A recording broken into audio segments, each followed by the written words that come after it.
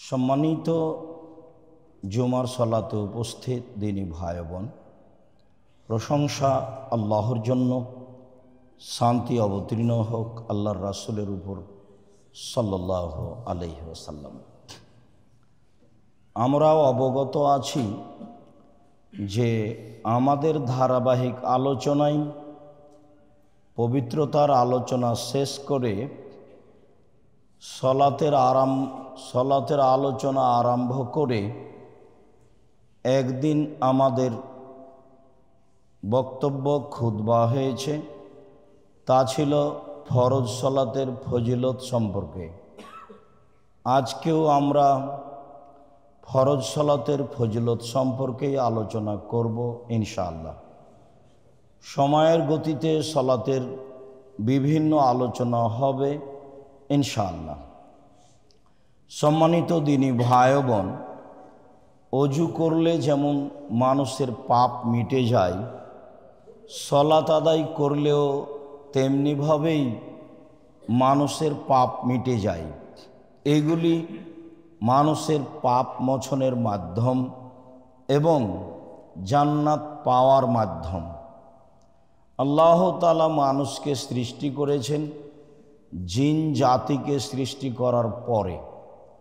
পাপ ছাড়াই ইবাদত করতে পারে এমন বান্দা আল্লাহর লাখো কোটি রয়েছে, যাদেরকে আমরা মালায়েকা ফেরেশতা বলে জানি। তাদের পরে আল্লাহ তাআলা জিনকে সৃষ্টি করেছেন। জিনের পাপ নেকি আল্লাহ তাআলা জানার পরেই আবারও তিনি মানুষকে সৃষ্টি করেন। মানুষ সৃষ্টির ইতিহাস আপনাদের অবগতিতে রয়েছে। জিনদেরকে দেখেই ফেরেশতাগণ বলেছিলেন, আপনি কেন আবার মানুষকে সৃষ্টি করবেন? জিনেরা হইচই করেছে, মারামারি করেছে, এরাও তাই করবে। আর আমরা তো আপনার পবিত্রতা বর্ণনা করি, আমরা তো পাপ করাই জানি না। পাপ করার ক্ষমতা তাদের ভিতরে নেই। তো দিন রাত তো আমরা আপনার তাসবিহ পাঠ করি, তো আবার আপনি মানুষ সৃষ্টি করবেন কেন? তো আল্লাহ বললেন, আমি যা জানি তোমরা তা জানো না। তাহলে পাপ করতে পারে এমন বান্দা আল্লাহ সৃষ্টি করবেন, এমন খালক মাখলুক সৃষ্টি আল্লাহ করবেন, তারপর জিনদেরকেও দেখাবেন, ফেরেশতাদেরকেও দেখাবেন, এই দেখো তারা পাপ করতে পারে, তারপরেও পাপ না করে নেকির কাজ করে। এটাই তো আমি তোমাদের দেখাতে চাই। তোমরা তো পাপ করতেই পারো না, তাহলে আর সফলতা কি বুঝি? তোমাদেরকে তো ওইভাবে সৃষ্টি করিনি। আর আল্লাহ তাআলা নিজের কাজ নেওয়ার জন্য ফেরেশতাদের সৃষ্টি করেছেন। সেখানে মানুষের পাপ লিখা হোক, মানুষকে হেফাজত করা হোক, বা কোনো কাজ নেওয়া হোক, পাহারাদারও আল্লাহ রেখেছেন জায়গা জায়গা। যেমন সব আকাশের দরজাতেই পাহারাদার আছে। আর এত শক্তিশালী আদেশ পালনে জোরালো পাহারাদার, আপনি অবাক হবেন যে জিবরাইল হলেন ফেরেশতাদের সবচেয়ে সম্মানী। তো এখন প্রথম আকাশের পাহারাদারকে জিবরাইল বলছেন, দরজা খুলুন। তখন পাহারাদার বলছেন, আপনি কে? বলে, আমি জিবরাইল। আপনার সাথে কে? আমার সাথে মোহাম্মদ সাল্লাল্লাহু আলাইহি ওয়াসাল্লাম। তা আপনি কে বলার পরেই তো খুলে দেওয়া দরকার ছিল যে জিবরাইল। তার মানে যিনি পাহারাদারে আছে তার হাজারো গুণ উপরে জিবরাইল মান সম্মানে। তা আবার বলছেন, আপনার সাথে কে? বলে, মোহাম্মদ সাল্লাল্লাহু আলাইহি ওয়াসাল্লাম। তাহলে তো তাড়াহুড়া করে দরজা খোলা প্রয়োজন ছিল। আবার বলছেন, আপনাকে কি তার কাছে পাঠানো হয়েছিল? এত জেরা একজন পাহারাদার করে। তারপরে বলছেন, হ্যাঁ পাঠানো হয়েছিল, মোহাম্মদ আমার সাথে আছেন। তাহলে বোরাক আছে সাথে, সবচেয়ে উত্তম এবং দ্রুতগামী বাহন। আবার জিবরাইল আছেন, মোহাম্মদ সাল্লাল্লাহু আলাইহি সাল্লাম আছেন, তারপরে দরজা খোলা হচ্ছে। পাহারাদারকে এমনি হতে হবে, যদি মূল মালিক হয় আপনার কারখানার, তবুও পাহারাদার দরজা খুলবে না যতক্ষণ পর্যন্ত মূল মালিক তার কাছে স্পষ্ট না হয়েছে। দরকার হলে মূল মালিকের বিষয়টি আরও তাকে জানতে হবে, তারপরেও দরজা খুলবে। তাড়াহুড়ো করে দরজা খোলাটা হচ্ছে অপরাধ, পরিচিত মানুষ হলেও। তো আমি বলছিলাম আল্লাহ তাআলা কাজ নিয়েছেন ফেরেশতা দিয়ে, মানুষ দিয়েও নেননি, জিন দিয়েও নেননি। যাদের ভিতরে স্বার্থ থেকে যেতে পারে এমন কিছু দিয়ে কাজ নিয়েছেন যাদের ভিতরে কোনো স্বার্থ নেই। বলছিলাম সলাতের ফজিলতে আব্দুল্লাহ ইবনে মাসউদ রাদিয়াল্লাহু তাআলা আনহু বলেন, রাসূল সাল্লাল্লাহু আলাইহি সাল্লাম বলছেন যে ইন্না রাজুলান আসাবা মিন ইমরাতিন কুবলাতান, একদা একজন পুরুষ কোনো নারীর সাথে অশ্লীল কাজে জড়িয়ে পড়ে, স্বাভাবিক অশ্লীল। ফাতান নবী সাল্লাল্লাহু আলাইহি সাল্লাম, তারপর লোকটি নবীর কাছে আসেন। ফাখবারাহু, বিষয়টি আল্লাহর নবীকে বলে দেন।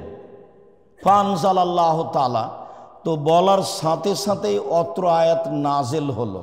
তাতে আল্লাহ তাআলা বলেন, ওয়া আকিমিস সলাতা তারাফাইন নাহারে ওয়া যুলাফা মিনাল লাইলি,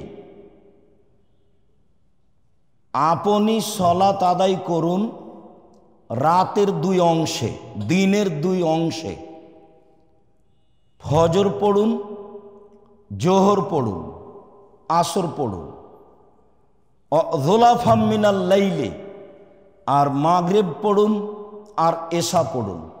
আর না হয় ফজর আর এশা পড়ুন রাতে, আর বাকি সলাত আদায় পড়ুন দিনে। তো রাতে আর দিনে মিলে আপনি 5 ওয়াক্ত সলাত আদায় করুন। যার কারণে শিয়ারা ধরে নিয়েছে যে রাতের দুইটা অংশে সব মিলে 3 ওয়াক্ত হয়। জোহর আসর 1, মাগরিব এশা 1, আর ফজর হলো 1। ওই 2 মিলে 1, এই 2 মিলে 1 2, আর এই 1 মিলে 1, মোট হলো 3। তারা কোরআন মাজিদের আয়াত পেশ করেছে, যেহেতু তারা মুহাম্মদ সাল্লাল্লাহু আলাইহি সাল্লামকে মানে না, যে আল্লাহ পাঠিয়েছিলেন জিবরাইলকে আলীর কাছে, তো জিবরাইল ভুল হয়ে গেছে, ভুল করে চলে এসেছেন মুহাম্মদ সাল্লাল্লাহু আলাইহি সাল্লামের কাছে। তো জিবরাইলের তো ভুল করারই ক্ষমতা নেই, তো ভুলটা করবে কি দিয়ে? ভুল করার ক্ষমতা নেই, পাপ করার ক্ষমতা নেই, এগুলো কোনো ক্ষমতাই নেই, এই পদার্থই তার ভিতরে নেই। যার কারণেই তো আমি বলেছিলাম, পবিত্রতার আলোচনায় বলছিলাম, মনে আছে হয়তোবা, যে আমি মুহাম্মদ সাল্লাল্লাহু আলাইহি সাল্লামের মুখখানা অপবিত্র এই কথা বলিনি। আমি বলেছি যে মুহাম্মদ সাল্লাল্লাহু আলাইহি সাল্লাম মানুষ, তাকে দাঁত পরিষ্কার করতে হবে, এ কথাই ঠিক। জিবরাইল আলাইহিস সালাম কয়বার দাঁত পরিষ্কার করেন যে আমাদের নবীকে এতবার বলেন দাঁত পরিষ্কার করতে? তো জিবরাইল একবারও করেন না। কেন? দাঁত পরিষ্কার করাই লাগবে না, তিনি তো এই পদার্থেরই নয়, তিনি তো ভিন্ন পদার্থের। অতএব মুহাম্মদ সাল্লাল্লাহু আলাইহি সাল্লাম নূরের তৈরি নন। তিনি খান, তিনি কথা বলেন, তিনি স্ত্রী মিলনে যান, তিনি সাংসারিক কাজ করেন, তিনি হাট বাজার করেন, সব কিছু করেন। পার্থক্য আমের আপনি, জিবরাইল তার কাছে আসেন, তার একটা অতিরিক্ত জিম্মেদারি আল্লাহর পক্ষ থেকে, মাধ্যম জিবরাইল। তিনি অবশ্যই মানুষ, নিশ্চিত মানুষ, অবধারিত মানুষ। তাকে দাঁত পরিষ্কার করতে হবে, এ কথাই ঠিক। তার মুখে মানবিক গন্ধ আছে, এ কথাই ঠিক। তাকে দাঁত পরিষ্কার করে স্বচ্ছ হতে হবে, এ কথাই ঠিক। যার জন্য জিবরাইল আলাইহিস সালাম বারবার বলছেন দাঁত পরিষ্কার করেন। জিবরাইল কয়বার বলেন, কয়বার দাঁত পরিষ্কার করেন যে আমাদের নবীকে বলবেন। তার মানে তাকে দাঁত পরিষ্কার করাই লাগে না, উনি দাঁত পরিষ্কার করবেন কেন? মুহাম্মদ সাল্লাল্লাহু আলাইহি সাল্লামের মুখখানা অপবিত্র, আমি তো তাই কথা কোনোদিন বলিনি। আপনি কেমনে এভাবে এত মোটা কথা বলেন? মানুষ যারা আলেম ওলামা একজন আর একজনকে উপেক্ষা করে কথা বলে, তখনও সে আলেম, এ কথা আমি বলিনি কোনোদিন। আপনি বলতে পারেন, আপনার বিবেচনায় আসতে পারে, সম্মানিত দিনী ভাই ও বোন, আল্লাহ তাআলা বলেন আপনি সালাত আদায় করুন।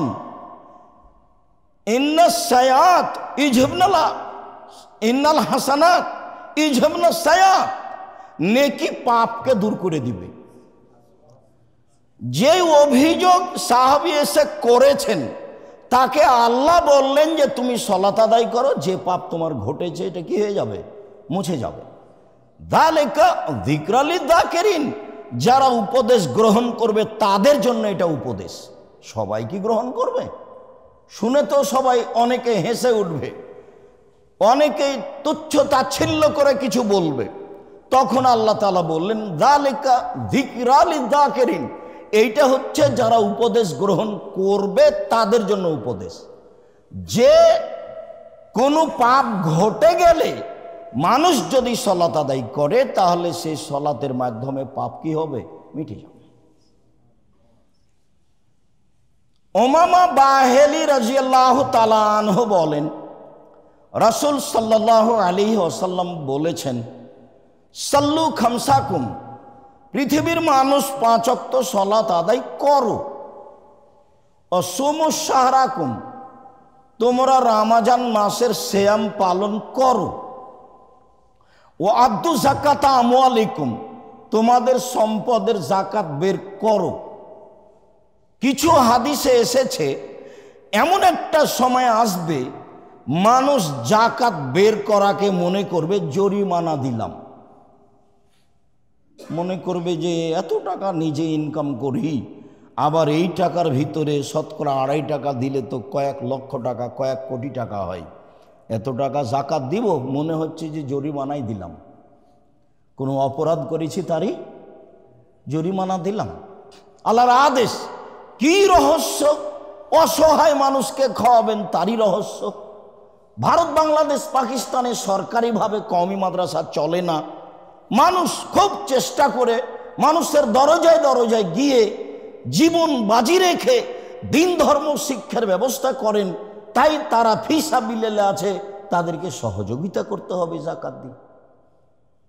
তাহলে তারা মানুষকে দিন ধর্ম শিখানোর একটা সুযোগ পাবে। এই তো সরকারিভাবে এটা চলে না। আলিয়া মাদ্রাসা তো ইংরেজ সরকার তৈরি করেছে, সেটা আপনাকে আর আমাকে বোঝানোর জন্য যে আমরা ধর্মবিরোধী নই, আমরা তোমাদের সাথে আছি। অবশ্যই এতে রহস্য আছে, আপনাকে ধরে নিতে হবে।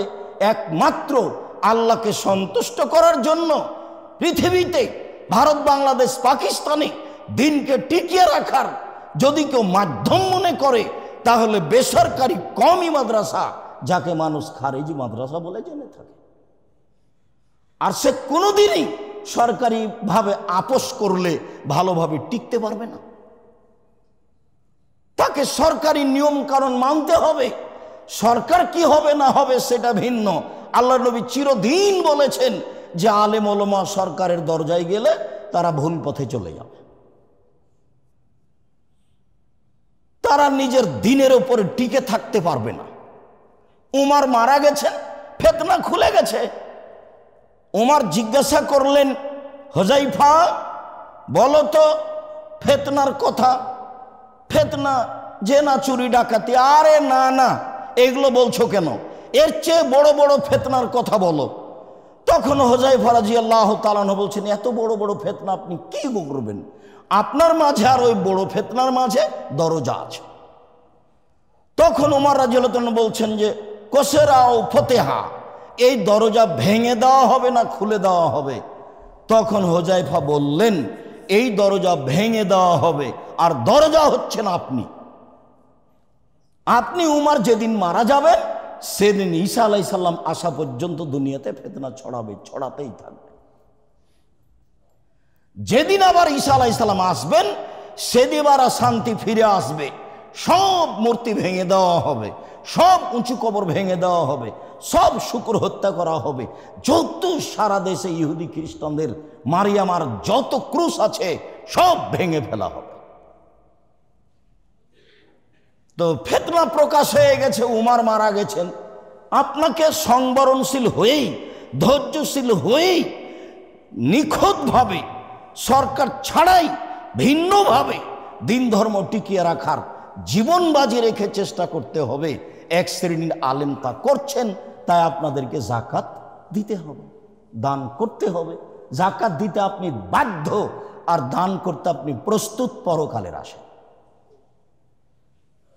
তারপরে তিনি বললেন, ওয়াতুদা আমরাইকুম, যারা দায়িত্বশীল মানুষ তাদের মেনে চলো, তাদখালু জান্নাত রাব্বিকুম, তাহলে তোমরা তোমাদের প্রতিপালকের জান্নাতে চলে যেতে পারবা।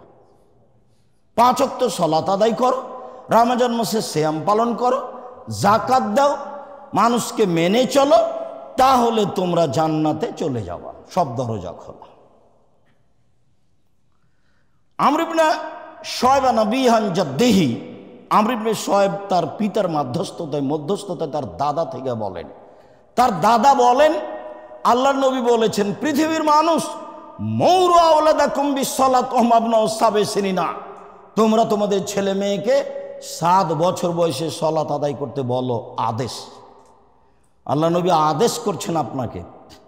বহুদিন বলছি যে 3টে মেয়ে লালন পালন করলে আপনাকে আপনার মেয়েরা জান্নাতে নিয়ে যাবেই যে কোনো মূল্যে।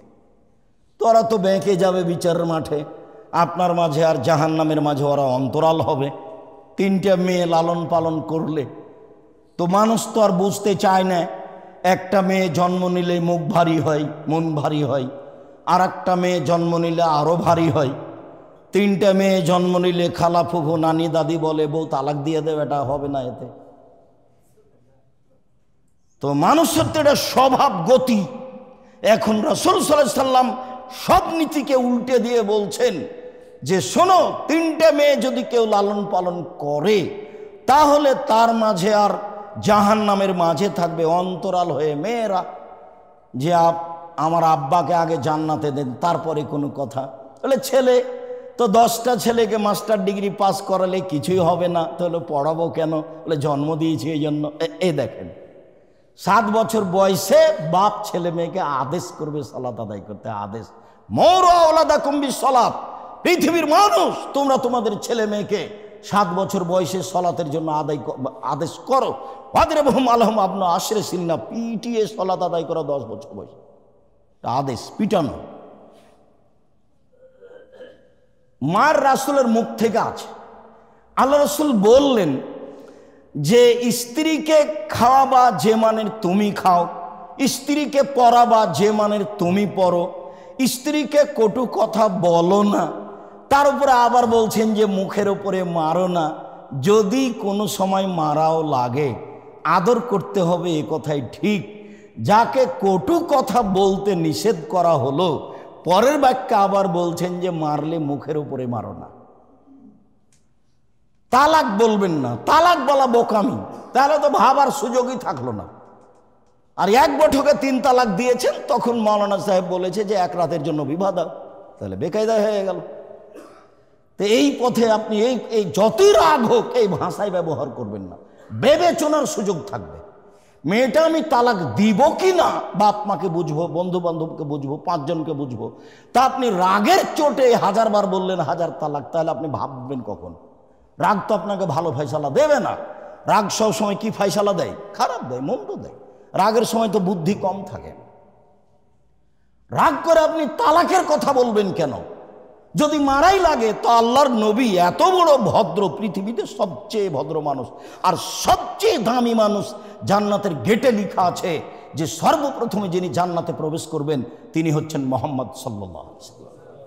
এত বড় দামি মানুষ বলছেন মারা লাগলে মুখের উপরে মারো না। আবার বলছেন যে লাঠিটা দরজায় ঝুলিয়ে রাখিও।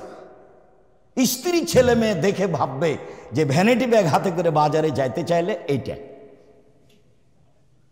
আমি তো এগুলো কথা বলিনি, এগুলো তো মুহাম্মদ সাল্লাল্লাহু আলাইহি ওয়াসাল্লাম বলছেন। আমি অনুবাদক, আপনাকে নিজে ভাবতে হবে যে ইসলামের একটা নীতি আছে, ইসলামের একটা বিধান আছে। ইসলাম এর নীতি কারো ধর্মের সাথে মিল খাবে না।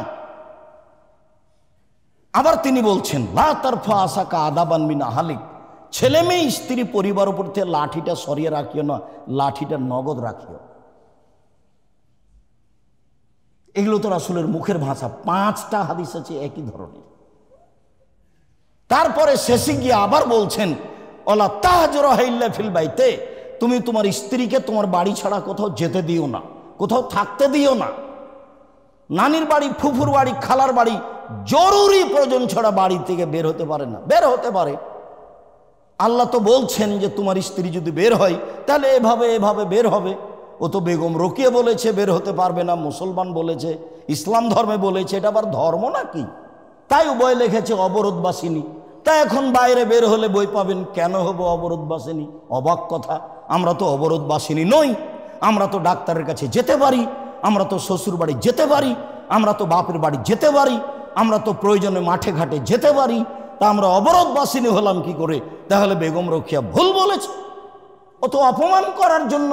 ওই তো সেদিন আপনার বাড়ি যে স্টেশনে, সেই স্টেশনের ঘটনা আমি কতবার নকল করলাম যে আপনাদের এলাকার 5 জন 7 জন 10 জন পরহেজগার মহিলা ওরা হজ সফরে যাবে, তো ট্রেনে যাবে ঢাকা। তো ট্রেন স্টেশনে বসে আছে, তো দেবর ভাসুর স্বামী বাপ চাচাকে বলেছে আমরা তো খুব বেশি পর্দা করি, তা আমাদের গায়ের উপর একটা বড় চাদর দিয়ে ঢেকে দাও। তো দিয়েছে। এখন ট্রেন স্টেশন মাস্টার বলছে একটু প্ল্যাটফর্মটা দেখে আসি কোথায় কি আছে। তো দেখছে এক জায়গাতে মনে হচ্ছে কাপড় দিয়ে ঢাকা আছে, বস্তা নাকি। তখন বেগম রোকেয়া বলছে, লাথি মেরে মেরে ট্রেন স্টেশন মাস্টার দেখছে কিসের বস্তা এগুলো, কিসের বস্তা এগুলো, কিসের বস্তা এগুলো। লাথি মেরে মেরে দেখাচ্ছে, পর্দা দেখাচ্ছে, পর্দার নিন্দা করছে। দেখেন না আপনি, চুপ থাকেন কেন? ভালোবাসেন কিভাবে? আমি ঠাকুরকে কোনোদিন ভালোবাসিনি। আপনার তার গান আপনার চলে, আমার চলে না। আমি ছেলে মেয়েকে কোনোদিন এই গান বলতে দিনি। ও ঢাকা বিশ্ববিদ্যালয়ের শত্রু, ও বাঙালি মুসলমানের শত্রু, ও বাংলা ভাষার শত্রু, ও হলো ভারত বাংলাদেশ পাকিস্তানে সবচেয়ে ইংরেজদের বড় দালাল। যখন আমার মা চাচি খালা ফুফু ইংরেজদের হাতে নির্যাতিত হয়, তখনও লন্ডনে বসবাস করে, এর নাম ঠাকুর। সেই ঠাকুর বলে ও মা তোমার আকাশ, ও মা তোমার বাতাস, ও কালিমা তোমার আকাশ, ও কালিমা তোমার বাতাস। কালিমার আকাশ, কালিমার বাতাস।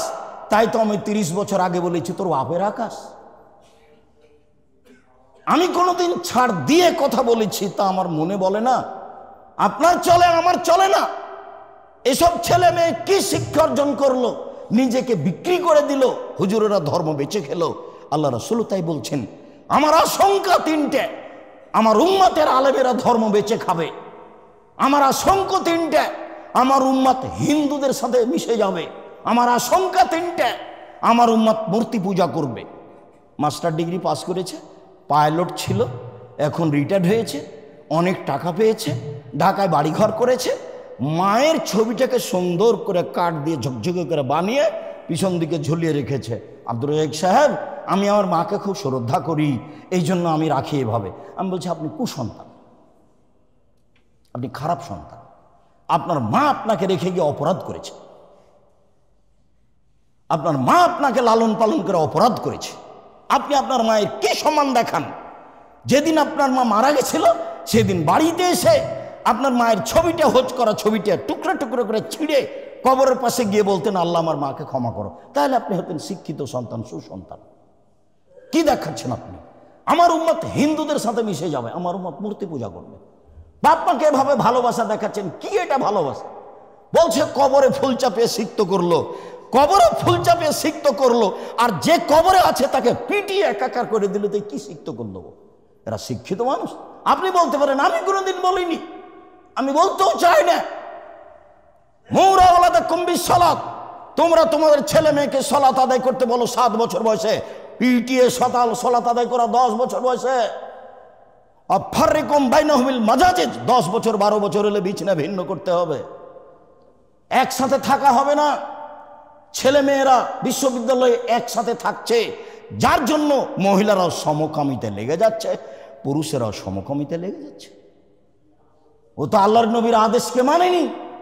আল্লাহ রাসূল বলেছেন 10 বছরের ছেলেকে ভিন্ন বিছানায় শুইতে হবে, বাপকে এটাকে জিম্মেদারি করতে হবে। ভিক্ষা করে করুক, ও তো জন্ম দিয়েছে, ও করবে। ভিক্ষা করে করবে কেন? মানুষের বাড়িতে কাজ করে করবে, মানুষের বাড়িতে কাজ করে করবে কেন? চকলেট দিয়ে ব্যবসা শুরু করেছে, 30 বছর পরে ঢাকার সবচেয়ে বড় ব্যবসায়ী হবে। তখন ছেলে মেয়ের একটা ঘর কেন, প্রয়োজনে 5টা ঘর দিবে। বিছানা ভিন্ন করতে হবে 10 বছর বয়সে, এই কথাই ঠিক। আল্লাহ নবী বলছেন লাইবজুর রাজুল ইলা রাজুল ফি সাবিন ওয়াহিদ, একজন পুরুষ আরেকজন পুরুষের সাথে যেন এক কাপড়ে না থাকে, এক বিছানে না থাকে। ওয়ালা তুবজিল মারাতুল মারাতে ফি সাবিন ওয়াহিদ, একজন মহিলা যেন আরেকজন মহিলার সাথে এক কাপড়ে এক বিছানে না থাকে, এটা আদেশ। হাদিস বুখারী মুসলিম। আপনি কি বিবেচনা করবেন? এসব আলোচনা আপনি রাখবেন কোথায়? 7 বছর বয়সে সালাত আদায় করতে বলতে হবে। 2 10 বছর বয়সে পিটিয়ে সালাত আদায় করাতে হবে। 3 10 বছর বয়সে বিছানা ভিন্ন করতে হবে। আদেশ দিয়ে চলে গেছে, পালন করব আমি আর আপনি। শক্তভাবে বলবেন আলেম ওলামা, তার নিজের পরিবার সহ। বলার ঢং কণ্ঠসুর নয়, আর বলার ঢং ফেকা নয়, দল নয়, পার্টি নয়, ফুরফুরা নয়, কোনো কথা নয়। দাঁড়াবে 10-15 মিনিট রাসূলের হাদিস অনুবাদ করবে, খুতবা দিবে এভাবে। এদা খাতাবা, যখন আল্লাহ রাসূল বক্তব্য দিতেন, খুতবা দিতেন, আহমারা তাই না হু, তার 2 চোখ লাল হয়ে যেত। অস্তাদা গাজাবহু, তার রাগ বেড়ে যেত। ওয়ালা সাউতহু, তার কণ্ঠ উঁচু হয়ে যেত। কান্নাহু মুনজির জাস, যেন তিনি সৈন্য দলকে ধমক দেখাচ্ছেন, এই করতে হবে, সেই করতে হবে। এটা হলো বক্তব্যের সুন্নাত। অবাক হবেন আপনি, চট্টগ্রাম, কুমিল্লা, নোয়াখালী, ফরিদপুর, সিলেটে যারা উপস্থাপনা করে তারাও বলে এখন আপনাদের সামনে অমুক বক্তব্য দিবে, এরকম করছে। যে উপস্থাপনা করছে সেও করছে। এও তখন লেগে গেল, কি যে বলছে আল্লাহ ভালো জানে। মানুষ কাঁদতে কাঁদতে কাপড় ভিজিয়ে দিলে, কেউ কিছু বুঝলো না যে কি বললো। এইরকমই চলছে। আবার শোনেন, আপনি তো হুঁশিয়ার মানুষ, এটা তো মসজিদ, জুমার সালাত আদায় করতে এসেছেন, আপনি একবারে ধীর স্থির বসে আছেন। এটা তো আর মাঠ নয় বক্তব্য কে বাদাম খাচ্ছে কি খাচ্ছে। দেখেন তো, আমি আবার অনুবাদ করি, আপনার বুঝে কেমন আছে। এদা খাতাবা, যখন আল্লাহ রাসূল বক্তব্য দিতেন, আহমারা তাইনাহু, তার 2 চোখ লাল হয়ে যেত। অস্তাদা গাজাবহু, তার রাগ বেশি হয়ে যেত। ওয়ালা সাউতহু, তার কণ্ঠ উঁচু হয়ে যেত।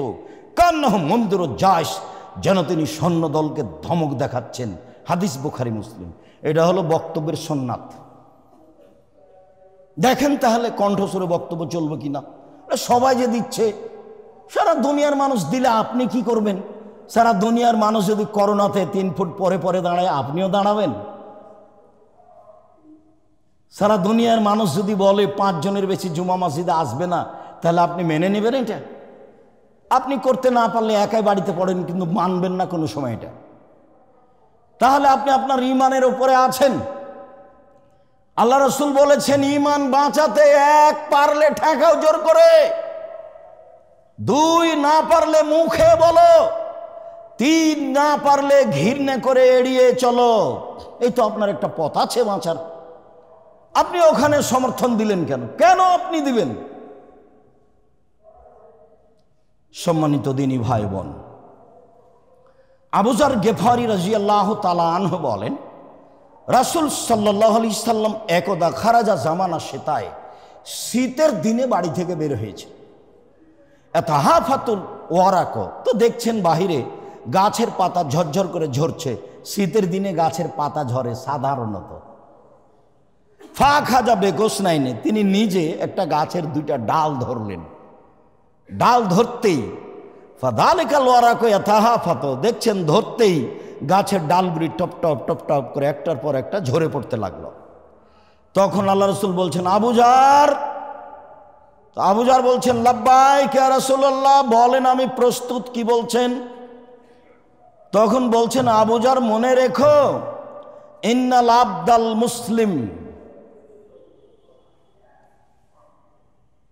ইসল্লি সলাতান ইরিদু বিহা ওয়াজহাল্লাহে, একমাত্র আল্লাহকে সন্তুষ্ট করার জন্য কেউ যখন সলাত আদায় করে, তাহা ফাতানো জুনুবহু কামা ইয়াতাহাফাতুল ওয়ারাকু মিন হাযিহি সাজারাতে, তার পাপগুলি এইভাবে ঝরতে থাকে, এই গাছের পাতা যেভাবে ঝরছে।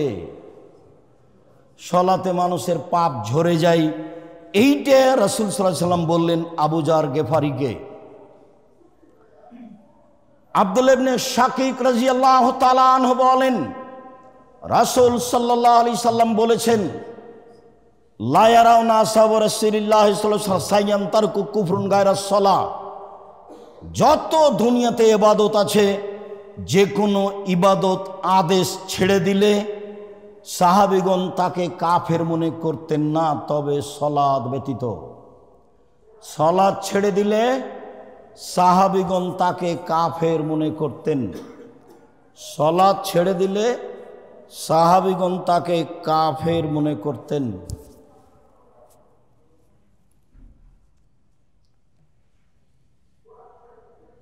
যদি সিয়াম ছেড়ে দিত তাকে কাফের মনে করতেন না, অস্বীকার করা পর্যন্ত।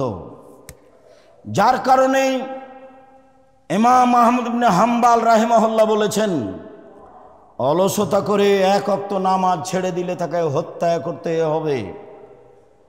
ইমাম আবু হানিফা রাহিমাহুল্লাহ বলেছেন, অলসতা করে এক ওয়াক্ত সালাত ছেড়ে দিলে তাকে পিটিয়ে সালাত আদায় করাতে হবে। যারা সাধারণভাবে মনে করে, তারা মনে করে যে যারা অলসতা করে ছেড়ে দেয় তারা মহা পাপী। আরবি বিদ্বানগণ এখন মনে করেন, স্বামী সালাত আদায় করে স্ত্রী করে না তাহলে বিবাহ কেটে গেছে, স্ত্রী করে স্বামী করে না তাহলে বিবাহ কেটে গেছে, চেয়ারম্যান লাগে না, মেম্বার লাগে না, খাতা কলম লাগে না, কাজী লাগে না, এমনিতেই গেছে। আমরা মনে করছি সালাত অস্বীকার করলে বিবাহ বিচ্ছিন্ন হয়ে যায়। সালাত অস্বীকার করে না, শয়তানি করে পড়ে না, তখন বিবাহ বিচ্ছিন্ন হয়নি, তবে তারা মহাপাপী। মুআয ইবনে জাবাল রাদিয়াল্লাহু তাআলা আনহু বলেন, রাসূল সাল্লাল্লাহু আলাইহি সাল্লাম বলেছেন, লা তুশরিক বিল্লাহি ওয়া ইন কুতিলতাও হুররিকতা, জ্বালিয়ে দেওয়া হলেও হত্যা করা হলেও শিরক করো না। রাসূল সাল্লাল্লাহু আলাইহি সাল্লাম বলেছেন, ওয়ালা তাউক্কান্না ওয়ালিদাইকা, বাপ মায়ের অবাধ্যে যায় না। ওয়াইন আমারা কান তাখরুজা মিন আহলিকা ওয়া মালিকা, যদি বলে বউ তালাক দিয়ে দাও, দিয়ে দিবেন। যদি বলেন চাকরি ছেড়ে দাও, দিয়ে দিবেন। পরামর্শ করতে পারেন, তবে আদেশ এভাবেই, যা বলছে সেটা মেনে নাও। সকালে উঠে তা আপনি দেখলেন সবচেয়ে বড় শত্রু আমার আম্মা, তা আপনি তার কথা কেমনে মানবেন? ঘুম থেকে উঠে দেখলেন সবচেয়ে বড় শত্রু আমার বাপ, তা আপনি তার কথা কেমনে মানবেন? আল্লাহর নবী বলছেন, পৃথিবীর মানুষ শিরক করো না, জ্বালিয়ে দিলেও হত্যা করলেও এক। দুই, পৃথিবীর মানুষ বাপ মায়ের অবাধ্য চলো না, বউ তালাক দিতে বললেও হুবাহু এটা কথা। চাকরি ছেড়ে দিতে বললেও, ব্যবসা ছেড়ে দিতে বললেও যা বলছে তাই করো, পরামর্শ দিতে পারে। তারপরে বলছেন যে ফরজ সালাত ছেড়ে দিও না, ফরজ সালাত ছেড়ে দিলে আল্লাহর পক্ষ থেকে জিম্মেদারি উঠে যায়। তারপরে বলছেন, ওয়াইয়াকুমুল মাসিয়াতা ফাইন্না বিল মাসিয়াতি হাল্লা সাকাতুল্লাহ, পাপে লিপ্ত থাকিও না। টাকার যাকাত দিও, নইলে পাপ হবে। মোবাইলে ল্যাংটা মেয়ে দেখিও না, নইলে পাপ হবে। এইভাবে টিভি ব্যবহার করো না, নইলে পাপ হবে। জেনায় লিপ্ত হয়েও না, নইলে পাপ হবে। তখন ব্যবসায় সমস্যা নেমে আসবে, ব্যবসা তখন মার খাবে। কেন? আল্লাহ এখন অসন্তুষ্ট হয়ে গেছে। আল্লাহ এখন অসন্তুষ্ট। বাক্যটা আবার বুঝেন তো, তোমরা পাপ থেকে বেঁচে থাকো, পাপ করলে আল্লাহর অসন্তুষ্টি নেমে আসে। এই বাক্যটার বিবেচনা করবেন কিভাবে? উপস্থিত দাওয়া সেন্টারের মুসলিম বোন, আপনাকে বলছি, স্বামী যখন থাকে না তখন তো মোবাইলে আরেকজনের সাথে গল্প করেন, স্বামীকে এড়িয়ে পাপ করেন। তো এই পাপ হলে আপনার পরিবারে আল্লাহর অসন্তুষ্টি নেমে আসবে। অসন্তুষ্টি কি? ব্যবসা মার খাবে। অসন্তুষ্টি কি? চাকরির স্বামীর চাকরি মার খাবে। অসন্তুষ্টি কি? বিপদ নেমে আসবে। আল্লাহর অসন্তুষ্টিটা কি উনি তো খাস করলেন না। তার মানে জীবনে বেঁচে থাকলে পাপ থেকে জীবন বাজি রেখে বিরত থাকতে হবে, অন্যথায় সর্বধরনের বিপদ নেমে আসবে। বুঝে আমল করার চেষ্টা করি। আল্লাহুম্মা সাল্লি আলাইহি আল্লাহুম্মা বারিক আলাইহি।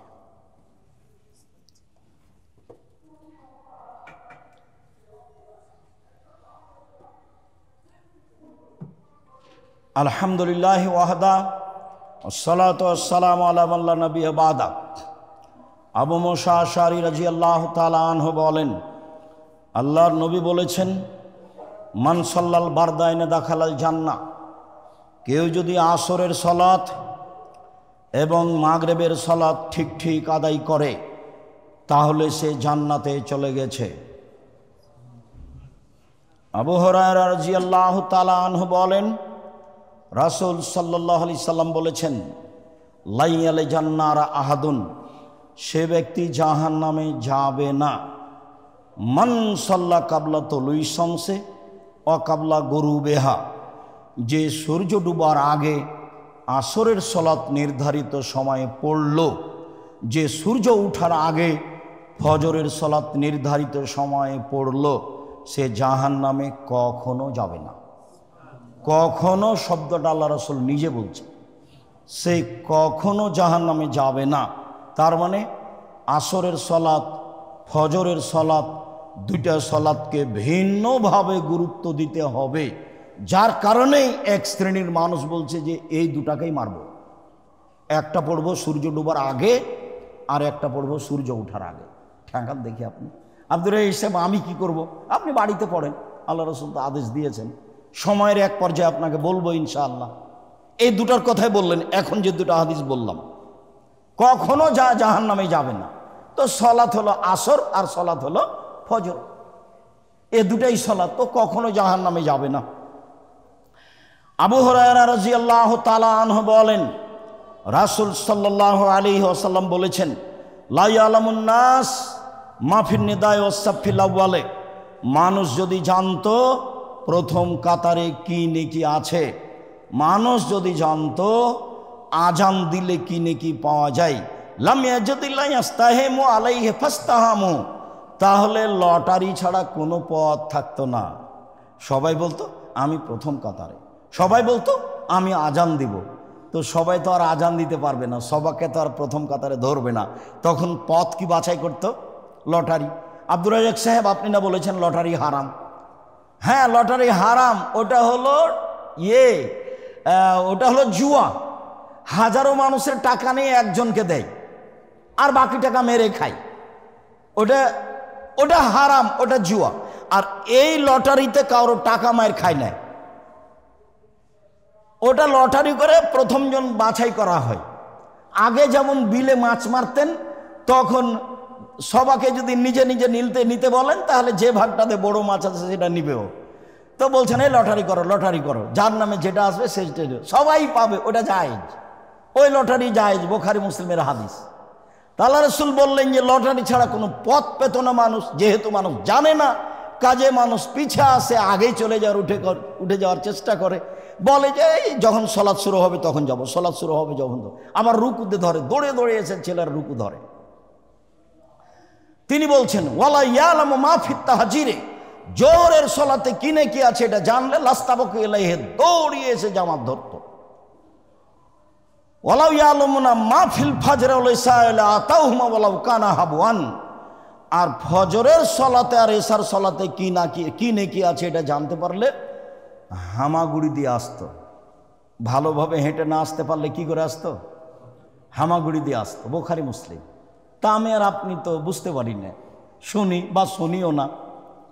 এইবার আল্লাহ রাসূল বলছেন যে ইন্না আফকালা লাইসা সালাতুন আসকালা আলাল মুনাফিকিনা মিনাল ফাজরে ওয়াল ইশায়ে, সবচেয়ে ভারী সালাত মুনাফিকের উপরে এশা আর ফজর। এবার আপনি মার খেয়ে গেলেন মনে হচ্ছে। আব্দুর রাজ্জাক সাহেব, আসলে 5 ওয়াক্ত সালাত আদায় করি, কিন্তু ফজরেরটা পারি না ভাই। আমার ঘাটতি নেই, আমি ভালোবাসি, আমি 5 ওয়াক্ত সালাত আদায় করার চেষ্টা করি, কিন্তু ফজরেরটা পারি না। আর এশারটা অনেক সময় গল্পে ব্যবসা বাণিজ্যের কথাতে পার হয়ে যায়, পরে তখন একাই ছ্যাঁচড়া মেঁচড়া করে পড়ি। এইভাবে হবে না, মানে আপনার ভালোবাসা সালাতের উপরে আরও হতে হবে। আজান হয়ে গেছে, কোনো কথা না, এই কথা বন্ধ, যত বড় জরুরি বৈঠক হোক না কেন বন্ধ, পরে হবে বৈঠক। ভারী সালাত মুনাফিকের উপরে, তাহলে এখন থেকে বুঝতে হবে ঘটনা কি, আসলে আমি মুনাফিক নাকি? ভাইজান, আমার কিছু করার নাই। এভাবেই মুহাম্মদ সাল্লাল্লাহু আলাইহি ওয়াসাল্লাম বলছে। যে মুনাফিকের ওপরে সবচেয়ে ভারী সালাত হলো এশার সালাত আর ফজরের সালাত। আর আমি তো আপনাকে অনুরোধ করে বলেছি আপনার বাড়িতে কার পূজারি থাকবে। কি কার পূজারি থাকবে? 10টার পরে কেউ জেগে থাকতে পাবে না পড়া ব্যতীত। 10টার পরে কেউ জেগে থাকতে পাবে না পড়া ব্যতীত। ফজরের সালাত কেন আপনি অতক্ষণ পর্যন্ত ঘুমাতেই পারবেন না? আপনি ব্যস্ত হয়ে যাবেন। এত মানুষ ঘুমায় নাকি? 10টায় শুয়েছি, 5:30টায় আজান হয়েছে, 5:45 আর আমাদের মসজিদে 6টায় আজান হয়েছে। তাহলে ওদিকে থাকলো 2 ঘন্টা আর এদিকে থাকলো 6 ঘন্টা, 8 ঘন্টা মানুষ ঘুমাতে পারবে না। তা আপনি রাসূলের পদ্ধতিতে না থাকার কারণে ঝামেলা বেড়েছে। রাত 2টায় উঠলে তো ঘুমালে তো এটা হবে না। তাহলে আপনি আর ফজরের সালাতকে ভারী মনে করবেন না।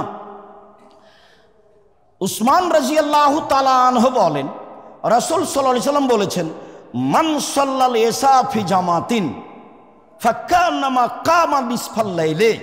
কেউ যদি এশার সালাত জামাতে পড়ে তাহলে অর্ধ রাত সালাত আদায় করলো। ওমান সাল্লাল ইসা ফাকান্নামা সাল্লা কুল্লা লাইলিন। কেউ যদি ফজরের সালাত আবার জামাতে পড়ে তাহলে সে সারা রাত ইবাদত করলো। হাদিস তো বুখারী মুসলিম। আমার আর আপনার বিবেচনা কি? জামাতে পড়েন এশা, অর্ধরাত ইবাদত, ঘুমিয়ে যান, ইবাদত হচ্ছে। জামাতে পড়েন ফজর, এবার আপনি সলাতে দাঁড়িয়েছেন এশার সলাতের পরে আর আজান পর্যন্ত সলাতে আছেন। এইভাবেই তো আল্লাহ নবী বললেন। তাহাজ্জুদ থাক, তাহাজ্জুদ তো ভিন্ন জিনিস। ওটা হলো মান বাড়িয়ে দেওয়া যাওয়ার জন্য ভিন্ন, ওটা মান বেড়ে যায়, তাতে ওতে নবীর সাথে থাকার সুযোগ হয়। ওটা খুব দামি পরহেজগার মানুষের কাজ। আপনিও চেষ্টা করেন, মানুষই করেছে, মানুষই করবে, মানুষই করছে। তো সারা রাত ইবাদত করার 2টা পদ্ধতি, একটাই পদ্ধতি এশার সালাত জামাতে আর ফজরের সালাত জামাতে। বাস চেষ্টা করতে হবে আপনাকে। সালমান ফারসি রাদিয়াল্লাহু তাআলা আনহু বলেন, আল্লাহর নবী বলেছেন, ইন্নাল আবদা ইযা কামা ইলাস সালাতে খাতিয়াতুহু আলা রাসিহি। যখনই মানুষ আল্লাহু আকবার বলে সালাতে দাঁড়ায় তখন তার সব পাপ তার মাথার উপরে চাপিয়ে দেওয়া হয়। কুল্লামা সাজাদা তাসাকাতা আনহু। যখনই রুকু করে বা সিজদা করে সব পাপগুলি রুকুতে গিয়ে ঝরে যায়, সব পাপগুলি সিজদায় গিয়ে ঘরে ঝরে যায়। এই জন্য সিজদা সুন্দর হতে হবে। ইবনুল মুনির রাদিয়াল্লাহু তাআলা আনহু বলেন, রাসূল সাল্লাল্লাহু আলাইহি সাল্লাম বলেছেন, ইন্নাল আবদা ইযা কামা ইলাস সালাতে।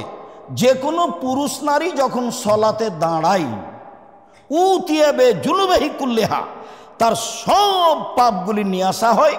ওজিয়াতালা আতিকাইহে, তার 2 কাঁধের উপরে চাপিয়ে দেওয়া হয়। ফায়জা সাকাত ফায়জা রাকা আও সাজাদা। যখনই ও রুকু করে সিজদা করে তো তাহাত্তাত আনহু দুনুবহু, তার সব পাপ ঝরে পড়ে যায়। তাহলে তো আল্লাহু আকবার বললে ঝরে পড়ছে না, তাহলে সালামের বৈঠকেও ঝরে পড়ছে না। পাপ সব ঝরে পড়ছে কখন? রুকু ও সিজদায়। যার কারণে এটা সুন্দর হতে হবে, এটা সময় নিয়ে হতে হবে, এটা ভালোভাবে হতে হবে, কেননা এখন পাপ ঝরে যাচ্ছে। আনাস রাদিয়াল্লাহু তাআলা আনহু বলেন, উমামা বাহিলি রাদিয়াল্লাহু তাআলা আনহু বলেন, আল্লাহ নবী বলেছেন, মান খারাজা মিন বাইতিহি মুতাতাহহিরান ইলা সালাতিন মাকতুবাতিন।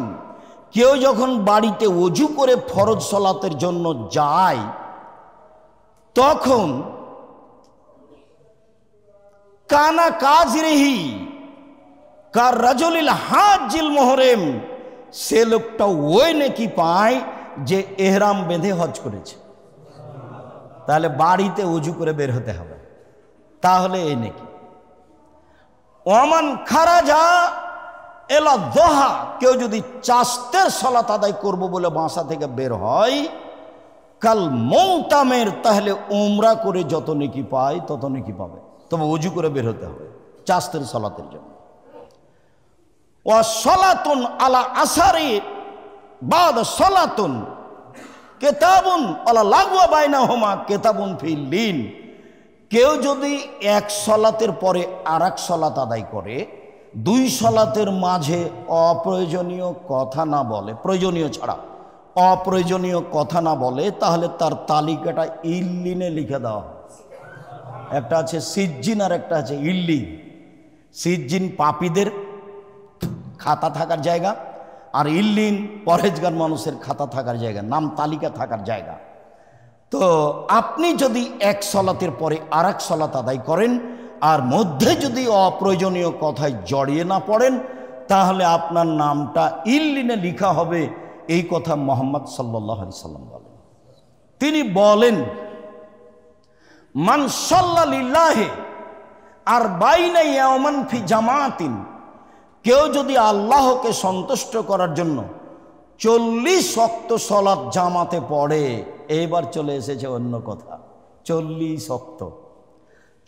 ওয়াক্ত সালাত যদি কেউ জামাতে পড়ে, ইদরিকুত তাকবীরাতুল উলা, তাতে যদিও প্রথম তাকবীর পায়, তাহলে কুতাবালাহু বারাতানে, দুইটা তার নামে লিখা হয় মুক্ত তালিকা।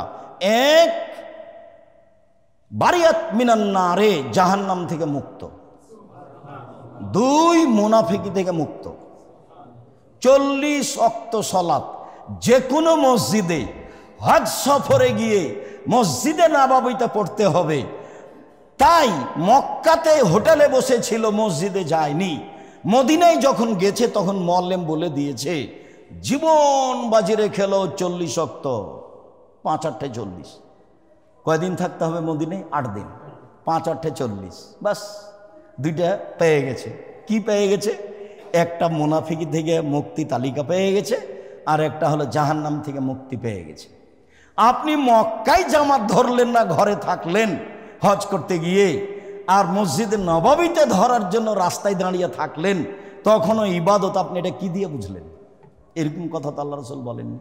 পৃথিবীর যেখানেই হোক না কেন, যেখানে জামাত হয়, মাঠে হোক আর ঘাটে হোক, আর বাজারে হোক আর মসজিদে হোক, জামাতে সালাত আদায় করে 40 ওয়াক্ত, তাকবীরে তাহরিমা পায়, প্রথমেই থাকতে হবে 40 ওয়াক্ত, তাহলে তার নাম তালিকা জাহান্নাম থেকে কেটে দেওয়া হবে, তার নাম মুনাফিকি থেকে কেটে দেওয়া হবে। হাদিস সহিহ। এরকমই কথা আল্লাহ রাসূল আরেকটা বলেছেন যে, মামিন আবদিন মুসলিমিন ইয়ামুত, কোনো যদি মুসলমান মারা যায়, লা ইলাহা ইল্লাল্লাহ পড়েছে, মুসলমান মারা যায়, ফায়াকুমু ফি জানাজাতিহি আরবাউনা রাজুলান, 40 জন মানুষ জানাজায় উপস্থিত হয়েছে, লা ইশরিকুনা বিল্লাহি শায়ান, যারা বিন্দু মাত্র আল্লাহর সাথে শরীক করেনি, তাহলে ফাসাফাহুমুল্লাহু ফিহিম, ওই লোকটার ব্যাপারে যা বলবে সেটাই মেনে নেবেন আল্লাহ। লোকটার ব্যাপারে যা বলবেন সেটাই মেনে নেবেন আল্লাহ। তো এটা তো বাংলাদেশ বিপদ সীমার উপর দেশ, শিরক আছে। তো শিরক করেইতে গেছি জানা যায়, সবই তো শিরক, সারাদিন রাত তো আছে। নইলে ছেলে মেয়ে আছে তো সোনার বাংলা তো বলছেই, ওরা তো আপনাকে মুশরিক বানানোর সবচেয়ে বড় পথ এদেশের মাটিতে। ছাত্র শিক্ষক, ছাত্রী শিক্ষিকা, মানুষজন, দেশবাসী, সবাইকে। আরো যত পথ আছে, শিরক করলো না, 40 জন মানুষ জানাজায় উপস্থিত হলো, সে লোকটা জান্নাত পাবেই। 40 ওয়াক্ত তাকবীরে তাহরিমা পেল, আল্লাহকে সন্তুষ্ট করার জন্য আদায় করেছে সালাত, তাহলে তার দুইটা তালিকা হবে। এক, জাহান্নাম থেকে মুক্তি, এটা লিখে দেওয়া হয়েছে। 2, মুনাফিকি থেকে মুক্তি, এটা লিখে দেওয়া হয়েছে। সম্মানিত দিনী ভাই বোন, আগামী জুমা থেকে সালাতের নিয়মাবলীর উপরে কথা হবে ইনশাআল্লাহ। আপাতত সংক্ষিপ্তভাবে হলেও সালাতের ফজিলত আপনাদের সামনে পেশ করলাম।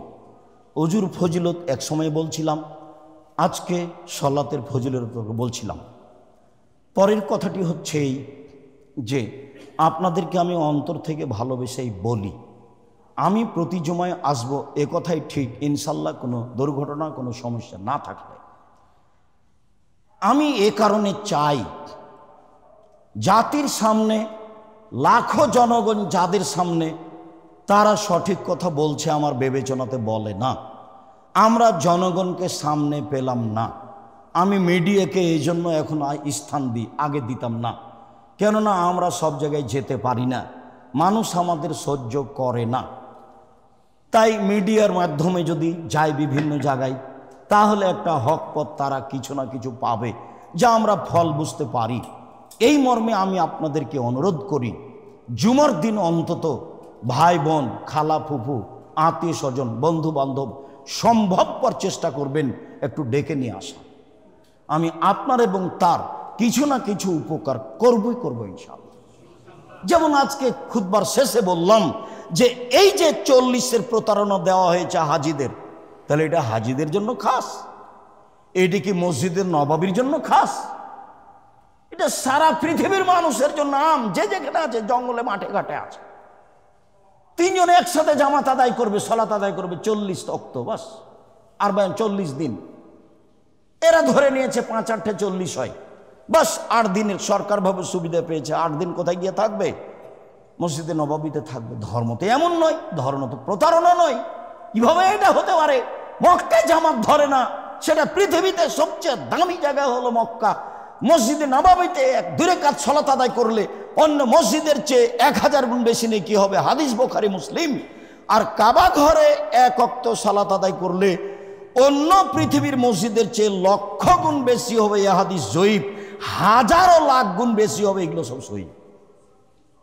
বেহিসাব নেকি হবে কাবা ঘরে সালাত আদায় করলে।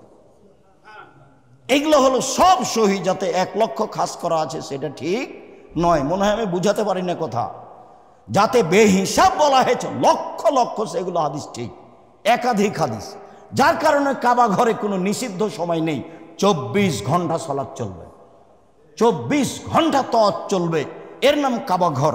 এইখানে হোটেলে শুয়ে থাকলো আর ওই মসজিদে নববীতে গিয়ে রাস্তায় দাঁড়িয়ে আছে জামাত ধরার জন্য। এটা তো শরীয়ত নয়। আমি আপনার দিনী ভাই বোন আসলে, বন্ধু বান্ধব আসলে, আমি তার চূড়ান্ত সঠিকটা দেওয়ার চেষ্টা করবো ইনশাআল্লাহ। আর যেহেতু আমরা কি অবস্থায় এই সেন্টারে অবস্থান করি আপনারা ভালোভাবেই জানেন, কাজেই যারা এখানে কর্মচারী, যারা এখানে শিক্ষক, যারা এখানে অভিভাবক, যারা এসেছি, কেউ সামনে দিয়ে যখন কোটাটা যাবে তখন যেন খালি হাতে না যায়, এটা আমার জোরালো অনুরোধ। আল্লাহ রসুল একটু খাদ্যের অভাব দেখলে সালাতের পরে থামিয়ে সবাইকেই সহযোগিতা করতে পারতেন, তা করতে বলতেন। তো এমনও এসেছে যে কোনো সাহাবী একটাই খেজুর নিয়ে এসেছে। তা আপনি এতে কি বুঝলেন? মানে ও শরম করেনি, নবীর কথাটাকে বাস্তবায়ন করার চেষ্টা করেছে। একটা রুটির 4 ভাগে 1 ভাগ রুটি ছিল, ওই 1 ভাগে নিয়ে চলে এসেছে বাড়ি থেকে দেখে। তার মানে সবাই যখন অংশগ্রহণ করব তখন এটা ভালো হবে ইনশাআল্লাহ।